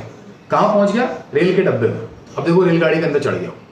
जैसे ही अंदर गया, देखा सामने वाली बर्थ पर एक एलिफेंट बैठा है निक्कर में। वहां पर टीसी आया, टिकट कलेक्टर। उसने कहा टिकट दो। वो टीसी कौन था? गब्बर सिंह। कितने आदमी हो? हाथी ने बोला एक आदमी है शाहरुख खान, मैं तो हाथी हूं। उसने कहा चलो टिकट दो। तो हाथी ने टिकट दिया, वो टिकट नहीं था, वो तो कॉकरोच था। अचानक गब्बर सिंह ने डर के मारे छोड़ दिया। वो कॉकरोच जैसे ही गिरा, रेल के डब्बे से भी बड़ा हो गया। और जैसे ही बड़ा हुआ, उस कॉकरोच ने धीरे से अपना मुंह खोला, तो उसमें से लुढ़कते लुढ़कते लुढ़कते नरेंद्र मोदी जी बाहर। नरेंद्र मोदी जी वहां से भाग के पहुंचे और एक ब्लू कलर की बस में चढ़ गए। जैसे वो ब्लू कलर की बस में चढ़े, अंदर देखा तो कोई पैसेंजर नहीं है, हर सीट पर ग्रीन एप्पल रखे हुए। जैसे उन्होंने एप्पल को देखा, एप्पल टूटने लगे और एप्पल के अंदर से रंग बिरंगी चिड़ियाएं निकलने लगी। रंग बिरंगी बर्ड्स कहां पहुंच गई? कलरफुल बर्ड्स आपके घर की ट्यूबलाइट पे बैठ गई। देखो बैठ गई। ट्यूबलाइट पे बैठते ट्यूबलाइट टूट गई और ट्यूबलाइट के अंदर से एक ऑरेंज कलर का स्नेक बाहर आया। ऑरेंज कलर का स्नेक ने जाके काटने की कोशिश की। किसको? एक ब्लैक कोट पैंट पहने हुए आदमी को। ब्लैक कोट पैंट पहना हुआ आदमी कौन था? महेंद्र सिंह धोनी। वो डर के मारे एक व्हाइट मारुति कार में बैठ गया और तेजी से कार चलाई। वो कार टकरा गई किससे? एक बहुत बड़े रैबिट से। ब्लैक रैबिट, आपके घर से भी बड़ा, बहुत बड़ा ब्लैक रैबिट। जैसे टकराया, ब्लैक रैबिट गिर गया। उसके पीछे एक पेड़ था, उसके ऊपर हरा पेड़। पेड़ पे गिरते पूरा पेड़ हिल गया और उसकी एक डाल पर सैमसंग एलईडी टीवी रखा हुआ था, वो ऑन हो गया। जैसे टीवी ऑन हुआ, टीवी तोड़कर बाहर निकला स्पाइडरमैन और कूदा एक स्विमिंग पूल में। छपा। स्विमिंग पूल में कूदते ही स्विमिंग पूल का पानी उछला किस पे? किनारे पे खड़े हुए बाबा रामदेव। बाबा रामदेव वहां पे क्या कर रहे हैं? वो आइसक्रीम बेच रहे हैं, पतंजलि मैंगो आइसक्रीम। वो भी नया ब्रांड लॉन्च कर दिया हुआ। पतंजलि मैंगो आइसक्रीम किसको बेच रहे हैं? आपके इंग्लिश टीचर को। आपके इंग्लिश टीचर वहां किस पर बैठे हैं? एक क्रीम कलर के होंडा एक्टिवा स्कूटर पर। उन्हें वो आइसक्रीम बिल्कुल अच्छी नहीं लगी, तो उन्होंने वो अपने बेटे को दे दी। उनका बेटा उनके पीछे ही बैठा है, वो है क्रोकोडाइल। बस अब ये लिस्ट कंप्लीट हुई। मैंने एक ही बार बोली, जरा चेक करते हैं अब ये सीक्वेंस आपको याद है या नहीं है। मैं स्टार्टिंग करूंगा, वहां से आप बताएं। सबसे पहले क्लासरूम। क्लासरूम में क्या है? You are right, sofa. सोफे पे कौन? You are right, tiger. Okay, tiger क्या कर? You are right, KitKat chocolate खा। वहां पर कौन आया? You are right, Shahrukh Khan. Shahrukh Khan किस पे बैठा? साइकिल।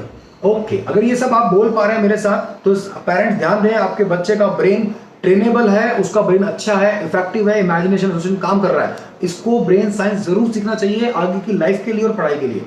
अब बात करते हैं, साइकिल लेके वो कहां घुस गया? यू आर राइट, रेल के डब्बे में। रेल के डब्बे में कौन था? जल्दी बोलो। एलिफेंट। वहां पर कौन आया? गब्बर सिंह। शाबाश। ओके, गब्बर सिंह को क्या दिया?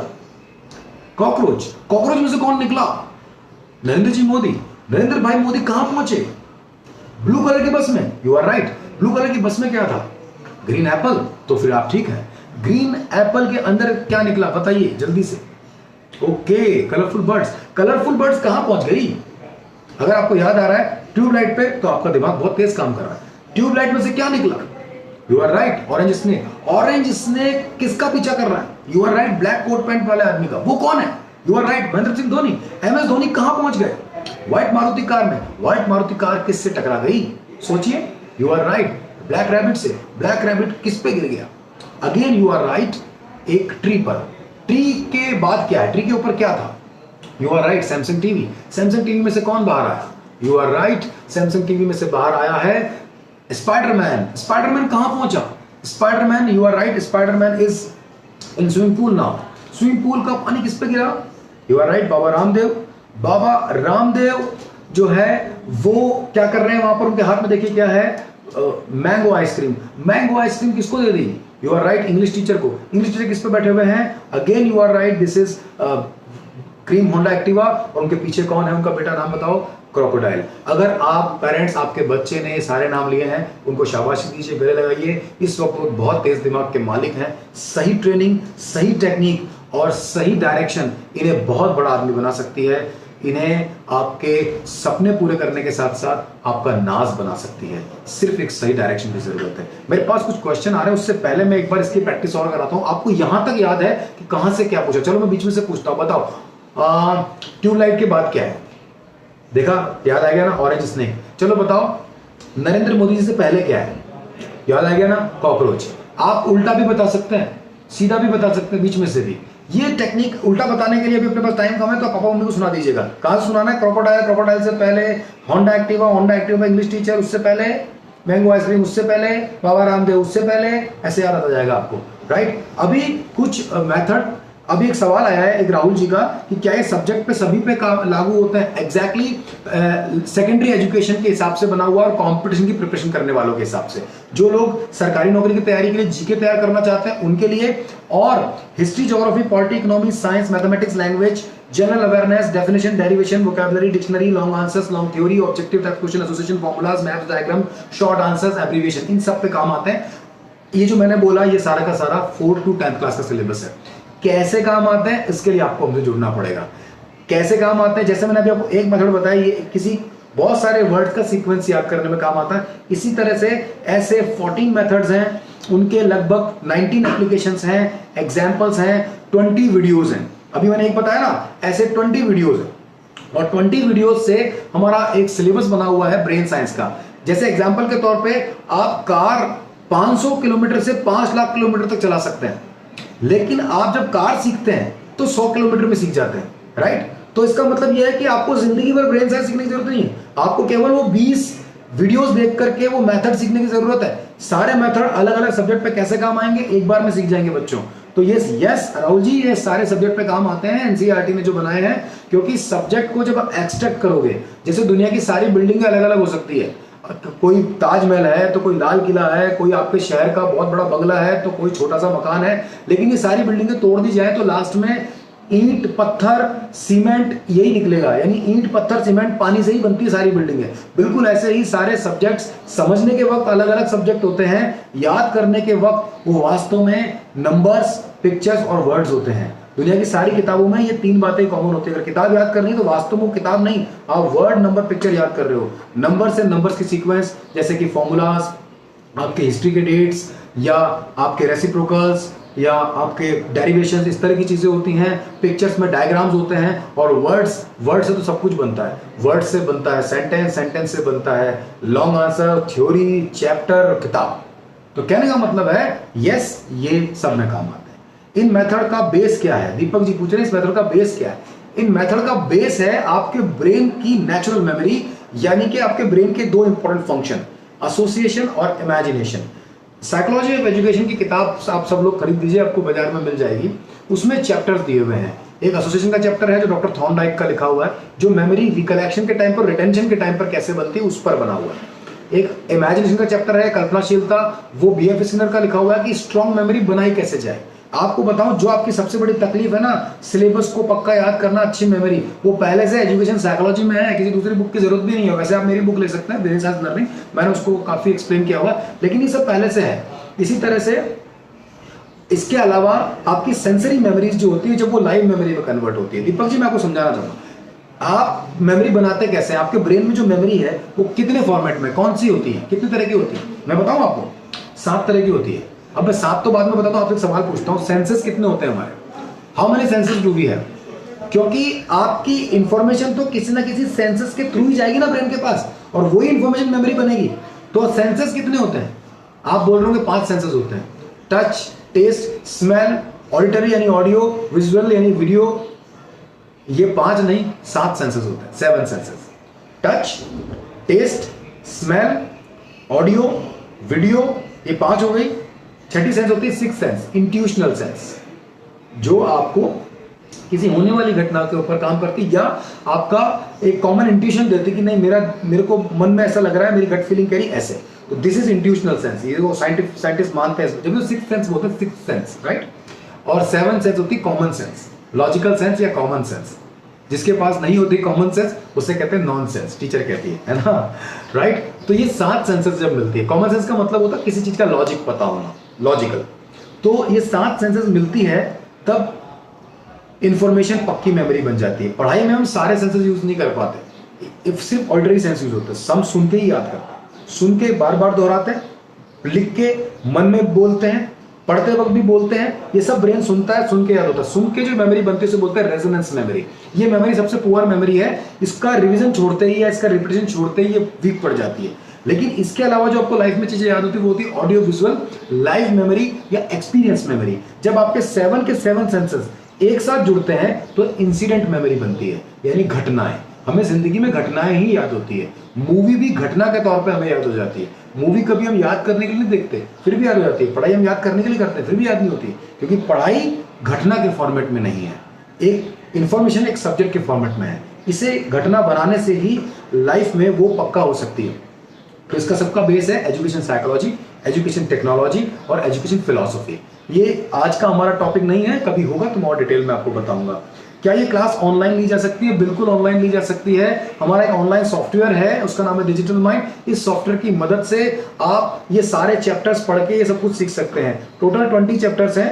हर एक चैप्टर को हमने जो प्राइस रखा है, एक मेथड, उसका एप्लीकेशन 150 रुपीज, 150 रुपए का एक चैप्टर है। सारे मिला लें तो 3000 का सॉफ्टवेयर है। पढ़ाई में टोटल खर्चा पेरेंट का कितना होता है मैं बताऊं? 4th क्लास से 10th क्लास तो छोड़ देते हैं। बच्चा पढ़ना कब स्टार्ट करता है? 5 साल में। पढ़ना खत्म कब करता है? 25वें साल में, यानी 20 साल। एवरेज में 1 लाख से 2 लाख के बीच में इंडियन मिडिल क्लास पेरेंट जिनके बच्चे इंग्लिश मीडियम स्कूल में पढ़ते हैं उनका एक्सपेंस है पढ़ाई पर। यानी आपका कुल मिला के 25 लाख से 50 लाख के बीच में ऑलरेडी एक्सपेंस है पढ़ाई के पहले 3 पार्ट पर, रीडिंग, राइटिंग, अंडरस्टैंडिंग पर। मेमोराइजेशन पे कोई एक्सपेंस नहीं किया आपने, वो कभी सिखाया नहीं। और रिकलेक्शन पे तो कभी ध्यान ही नहीं दिया, राइट। रिकलेक्शन के लिए कहते जरूर हो एग्जाम की तैयारी करो, एग्जाम की तैयारी करो, कैसे करूं वो नहीं बताते आप। तो क्या क्या पढ़े उस पर आपका 50 लाख लग रहा है, कैसे पढ़े कि वो जिंदगी में काम आए, उस पर 3000 एक बार और लगा लीजिए आप, तो वो 50 लाख भी बचेगा, वरना वो भी वेस्ट हो जाएगा। वो पढ़ाई किसी काम की नहीं जो याद नहीं है। आपका एटीएम कार्ड का पासवर्ड अगर आपको याद नहीं है तो एटीएम कार्ड में 10 लाख रुपए होने के बाद भी 1 रुपया भी नहीं निकाल सकते आप। अगर वो तभी आएगा जब आपको पासवर्ड भी याद रख पाएंगे। यानी पढ़ाई का साइकिल पूरा करना पड़ेगा, राइट। तो पढ़ाई के एक गाड़ी के 3 टायर में तो 50 लाख रुपए की हवा भरी हुई है, तो चौथे टायर में 3000 की हवा भरवानी है आपको, तो गाड़ी भागेगी आपकी, राइट। तो यस, ये क्लास ऑनलाइन ली जा सकती है हमारे सॉफ्टवेयर की हेल्प से, और साथ ही साथ आप हमारी जूम क्लास भी ले सकते हैं आप मेरी, लेकिन आपको सॉफ्टवेयर भी सफिशिएंट है। डिजिटल माइंड के बारे में सुना है, वो क्या है? अभी तो बताया मैंने, चलो एक सवाल का जवाब फिर से देता हूं। डिजिटल माइंड एक सॉफ्टवेयर है, एक ऑनलाइन वेब बेस्ड सॉफ्टवेयर है, जो कि आप किसी भी फोन, मोबाइल फोन या लैपटॉप या कंप्यूटर पर ऑपरेट कर सकते हैं। इसके अंदर 20 लेक्चर्स हैं, और वो 20 लेक्चर्स पढ़ाई के सिंप्लीफाइड 20 ऐसे मेथड्स हैं जो आपके 8 सब्जेक्ट और 12 कॉन्सेप्ट को याद करना आपको सिखाते हैं। और उसके बाद उसमें डायनेमिक प्रोग्राम है, यानी आप उसमें आगे क्वेश्चन पूछ सकते हैं, कस्टमाइज क्वेश्चन पूछ सकते हैं, जो हम आपसे जुड़े रहेंगे और आपको लाइफ टाइम उसके अंदर बताते रहेंगे। इसका जो 1 साल का फीस है वो 3000 रुपीज है, 150 रुपीज का एक लेक्चर है। आगे और जैसे मान लो 1 साल आपने अभी ये कवर कर लिया, इस 1 साल में 10 वीडियो नए आ गए, 20 वीडियो और नए आ गए, तो वो आते रहेंगे उस पर, तब तक आपका फीस नहीं लगेगा। 1 साल बाद और मान लीजिए वीडियो आते जा रहे हैं और आपको सब्सक्राइब रखना है तो अगेन 3000 रुपीज लगेगा। इस तरह से ये बना हुआ है, राइट। तो ये आपके उन ट्रेनर्स के भी काम का है जिन ट्रेनर्स के पास में ये डिजिटल माइंड सॉफ्टवेयर है, वो अपने स्टूडेंट्स को दे सकते हैं। और डिजिटल माइंड इंडिया का और एशिया का पहला सॉफ्टवेयर है, फर्स्ट, जो कि पूरा ब्रेन साइंस एक ऑनलाइन प्लेटफॉर्म पे सिखा देता है। बायजूस आपने सुना, वेदांतु आपने सुना, ऑनलाइन लर्निंग के बहुत सारे ऐप चल रहे हैं, लेकिन वो 3rd डायमेंशन पे चल रहे हैं, समझाने को और समझाने पे चल रहे हैं। अच्छी तरह समझाओ, ब्लड सेल समझा रहे हैं, पीरियोडिक टेबल समझा रहे हैं और समझा रहे हैं, विजुअल से समझा रहे हैं, लेकिन टेक्निक कौन सी यूज करें कि वो याद भी हाथों हाथ हो, ये सिर्फ और सिर्फ डिजिटल माइंड करा रहा है। आपने वैनिश सुना है? वैनिश एक तरह का डिटर्जेंट है। लोग बाग खरीदते हैं कोई सा भी वॉशिंग पाउडर, सर्फ खरीदते हैं, सर्फ एक्सेल खरीदते हैं, एरियल खरीदते हैं, साथ में वैनिश खरीदते हैं, ताकि उनके कपड़ों का कलर और चमक और अच्छी बन जाए, व्हाइट कपड़े और निखर जाए। तो वैनिश कोई डिटर्जेंट अपने आप में नहीं है, वो किसी भी डिटर्जेंट का कॉम्प्लीमेंट है। बिल्कुल ऐसे ही डिजिटल माइंड किसी भी लर्निंग ऐप का कॉम्प्लीमेंट है। यानी आप कोई भी लर्निंग ऐप से पढ़ रहे हैं, ऑनलाइन पढ़ रहे हैं, टीचर से पढ़ रहे हैं, क्लासरूम में पढ़ रहे हैं, कोचिंग सेंटर पर पढ़ रहे हैं, लेकिन ये टेक्निक वाला एक बार उसमें लगा दिया ना, तो वो सारी पढ़ाई 100% वाइटलाइज और हॉलिस्टिक हो जाएगी। इसके लिए आपको जिन्होंने इनवाइट किया आप उनसे बात कर लें। इस पेंडेमिक में इतने ऑनलाइन कोर्सेज चल रहे हैं, तो क्या इस कोर्स का बच्चों पर दबाव नहीं पड़ेगा? रमेश जी, बड़ा जानदार क्वेश्चन है आपका। अब मैं आपसे एक सवाल पूछता हूं, इसका ऐसे बनाता हूं। इस पेंडेमिक में सारे बच्चे सड़क के ऊपर 100 किलोमीटर के लिए दौड़ रहे हैं, तो मेरा बच्चा तो सुबह 7 बजे से लेकर शाम को 7 बजे तक दौड़ता रहता है ताकि वो आगे रहे। तो अगर आप कह रहे हैं कि 1 घंटे कार भी चलानी है, तो कार चलाने के टाइम से उसके दौड़ने का टाइम तो बड़ा गड़बड़ा जाएगा, फिर कार का टाइम कहाँ उसके पास? अरे सर, जब कार से चलने लगेगा तो दौड़ने का टाइम तो घट ही जाएगा ना। इसका मतलब यह है कि 7 बजे से शाम की 7 बजे तक दौड़ने की बजाय वो केवल 1 घंटा कार चलाएगा तो भी उतनी दूरी कवर कर लेगा। तो ये जो तरीका है, ये एक्स्ट्रा कोर्स नहीं है, जो पहले से कोर्स की प्रॉब्लम्स है उसका सॉल्यूशन है। ये मैं आपको बताता हूँ बहुत अच्छे एग्जांपल से। बच्चा दूध नहीं पीता, अधिकतर बच्चे रोते रहते हैं दूध नहीं पिएंगे। मैंने सोचा क्यों नहीं पीता, बच्चों से पूछा तो उन्होंने कहा बेकार लगता है पीने में, टेस्ट अच्छा नहीं है। समझ में आ गया, दूध का टेस्ट प्रॉब्लम है इनके लिए। अब घर वाले बोलते हैं दूध में कैल्शियम होता है, ताकत चाहिए यार, इसको पिलाओ जबरदस्ती। कैसे पिलाएं? मैंने कहा जबरदस्ती मत पिलाओ, एक आइडिया देते हैं। फिर कंपनीज ने काम किया कि बच्चों को दूध पिलाना है, तो निकल गया बॉर्नविटा, कॉम्प्लान, राइट। ये नहीं है कि दूध भी पिलाओ तो कॉम्प्लान कैसे खिलाओ, अरे कॉम्प्लान को मिलाना है, अलग से थोड़ी खिलाना है। तो कहने का मतलब ये हुआ कि इसमें ये जो बॉर्नविटा है ये दूध का सब्स्टिट्यूट नहीं है, कॉम्प्लीमेंट है। इसको दूध में मिलाते हैं, उसका टेस्ट बदल गया, उसका फॉर्मेट चेंज हो गया और ऊपर से वो और ज्यादा न्यूट्रिटिव हो गया, ऐसा कहा जाता है। मैं अभी बॉर्नविटा अच्छा है बुरा है उसको बात नहीं कर रहा हूँ, मैं इस एग्जाम्पल से आपको समझाने की कोशिश कर रहा हूँ। अब बच्चा दूध पी रहा है और ऐसा लग रहा है कि न्यूट्रिशन भी उसके पास जा रहे हैं, तो वो जो किसी की तो भी देखते हैं कि ग्रेजुएट होना चाहिए। तो ग्रेजुएशन तक पहुंचने के 4 स्टेप हैं, प्राइमरी, सेकेंडरी, सीनियर सेकेंडरी और उसके बाद में ग्रेजुएशन। अब जो प्राइमरी होता है उसमें लर्निंग के 3 पार्ट पे काम होता है, how to read well, how to write well, how to understand well. यानी पढ़े कैसे, लिखे कैसे और कॉग्निटिव आंसर यानी कि समझे कैसे और रिस्पॉन्स कैसे करें। ये हुआ आपका प्राइमरी सेक्शन। हिंदुस्तान में सबसे अच्छी पढ़ाई अगर किसी सेक्शन में होती तो प्राइमरी ही है, क्योंकि बच्चे यहाँ वाली चीज कभी लाइफ में नहीं भूलते, यहाँ से आगे वाले में गड़बड़ है, और वो आती है सेकेंडरी एजुकेशन। सबसे important section secondary education. Einstein ये कहते हैं 8 साल से 16 साल के बच्चे का दिमाग क्रिएटिव इमेजिनेशन के साथ क्रिएटिव लॉजिकल होता है, यानी कि एक साइंटिस्ट जैसा होता है। इस वक्त इंडिया में जो सेकेंडरी एजुकेशन है वो 8 साल से 16 साल के बीच की, ये ऐसी एजुकेशन जो सबसे ज्यादा नुकसान क्रिएटिविटी का ही करती है, क्योंकि इसका सिलेबस का स्ट्रक्चर ऐसा है, इस पर टेक्निक्स यूज ना होने की वजह से वो सिलेबस एक किताबी सिलेबस बन के रह जाता है। प्राइमरी में सीखता है बच्चा कैसे लिखें, कैसे पढ़ें, कैसे जवाब दें, कैसे रिस्पॉन्स करें, रिस्पॉन्सिव बनता है। सेकेंडरी में उसको लिखना आ गया, पढ़ना आ गया, रिस्पॉन्स करना आ गया, समझना आ गया। अब सेकेंडरी में आता है क्या लिखें, क्या पढ़ें, क्या समझें, किस पर रिस्पॉन्स करें, यानी सब्जेक्ट्स आते हैं। 8 सब्जेक्ट होते हैं, आपकी 8 मल्टीपल इंटेलिजेंस होती है, उनसे जुड़े हुए हैं वो सब्जेक्ट। कैसे कब ये जय गुप्ता जी मैं कभी आपको किसी और वीडियो में बताऊंगा, या मेरा यूट्यूब पर एक वीडियो है एनसीईआरटी के सिलेबस किस काम का, तो वो वीडियो से आप जान सकते हैं। अदरवाइज मैं आपको बता सकता हूं कि इन सब्जेक्ट की जरूरत हमारे दिमाग को क्यों है, तो वो वहां पर आता है। तो सेकेंडरी एजुकेशन आपके दिमाग को ताकतवर बनाने के लिए, उसका बॉर्नविटा है, उसका वाइटलाइजेशन है। ये 8 सब्जेक्ट से ऐसा माना जाता है कि 8 तरह के स्किल डेवलप होते हैं, लाइफ स्किल डेवलप होते हैं, मल्टीपल इंटेलिजेंस स्टिमुलेट होती है, कोशेंट्स डेवलप होती है, सक्सेस स्किल्स आती हैं। यहां तक लाइफ का पहला डिसीजन लेता है आदमी 10th क्लास क्लियर करने के बाद। 4 to 10th क्लास हमारा सेकेंडरी एजुकेशन होता है। इसमें सबसे ज्यादा सब्जेक्ट और सबसे ज्यादा याद करने का काम इसी में ही है। यही नींव है, जिसकी नींव यहां बिगड़ी है ना, वो उसकी लाइफ बिगड़ी है। आप देख लीजिए, चेक करके देख लीजिए आप, जो यहां बिगड़ा है वो पूरी लाइफ में बिगड़ गया है, और जिसने यहां सही कर लिया ना वो सब कुछ सही हो जाता है। सिर्फ पढ़ाई के रिजल्ट की बात नहीं कर रहा हूं मैं स्किल्स की बात कर रहा हूं, कोशेंट की बात कर रहा हूं, इंटेलिजेंस की बात कर रहा हूं। सब्जेक्ट यहां पर अच्छे नंबर लाने को नहीं बोल रहा हूं। या इस सेक्शन में 8 साल 16 साल में हमारे 3 क्वेश्चन डेवलप होते हैं, EQ, IQ और AQ, analytical question, emotional question और इंटेलेक्चुअल क्वेश्चन, IQ। इन तीनों के अंदर विरोधाभास रहता है जब इनको सही टेक्निक या सही तरीका नहीं दिया जाता पढ़ाई का, और जब ये सही तरीके से तो ये कोहेरेंट हो जाती है, एक दूसरे से जुड़ जाती है। इसीलिए बच्चे सही डिसीजंस लाइफ में ले पाते हैं। लाइफ का पहला डिसीजन 10th क्लास में ही लेता है बच्चा, अपनी लाइफ का इंपॉर्टेंट डिसीजन, सब्जेक्ट कौन सा लूं। यानी यहां तक तो मैंने बहुत कुछ पढ़ा, यहां से किस फील्ड में आगे बढ़ूं, ये पैरा डिसीजन होता है। अनफॉर्चुनेटली हम मार्कशीट देख के सब्जेक्ट चूज करते हैं, एनवायरनमेंट देख के करते हैं, किसी की सुन के करते हैं, इंटेलिजेंस देख के नहीं करते हैं। अजीब सी बात है, आज का टॉपिक नहीं है लेकिन बात तो है ही। फिर आता है 11th 12th class senior secondary, जिसमें उसी सब्जेक्ट से और स्किल्स का डेवलपमेंट होता है और बच्चे का ओवरऑल व्यक्तित्व विकास या दिमागी विकास होना शुरू होता है। वो स्पेशलाइजेशन डिसीजन लेता है कि हाँ मैं इस सब्जेक्ट से अपनी लाइफ बनाऊंगा, तो उसकी डीप अंडरस्टैंडिंग से पहले एक बार आपको बेसिक बता देता हूं। ब्रेन साइंस आपकी लाइफ में 5 काम करता है। बच्चों की लाइफ में उनका एग्जाम रिजल्ट अच्छा करता है, आपकी मेमोरी बढ़ाता है, मेमोरी बढ़ाने की बजाय मैं कहूंगा परफेक्ट करता है या चैनलाइज करता है, यानी कंट्रोल में ले आता है, जिससे आप कम टाइम में ज्यादा सिलेबस कवर कर सकते हैं। पेरेंट्स भी सीखिए, क्योंकि आपकी लाइफ में भी कुछ ना कुछ आप भूलते रहते हैं, तो वहां भी काम आता है। तीसरा, ये आपका रिटेंशन इतना स्ट्रॉन्ग कर देता है कि जो भी आपने पढ़ा लिखा समझा है वो सिर्फ एग्जाम तक नहीं, जिंदगी भर याद रहता है। ये बहुत इंपॉर्टेंट क्वेश्चन है, आप किसी भी एक्सपर्ट से पूछ के देख लीजिए, कोई तरीका बताओ लाइफ टाइम का, तो ब्रेन साइंस निमोनिक के अलावा उसके पास भी कोई तरीका नहीं होगा।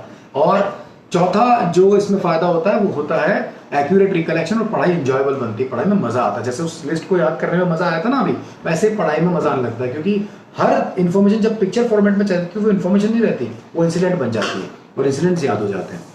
आखिरी फायदा इसका यह है कि पढ़ाई के साथ साथ लाइफ में सफल बनाने वाली वो योग्यता है। आपने ऐसे लोग देखे होंगे जो ज्यादा पढ़े लिखे नहीं है फिर भी हाईली सक्सेसफुल है, ऐसे भी देखे होंगे जो कई पढ़े लिखे हैं, खूब डिग्रियां ले रखी फिर भी स्ट्रगलर है।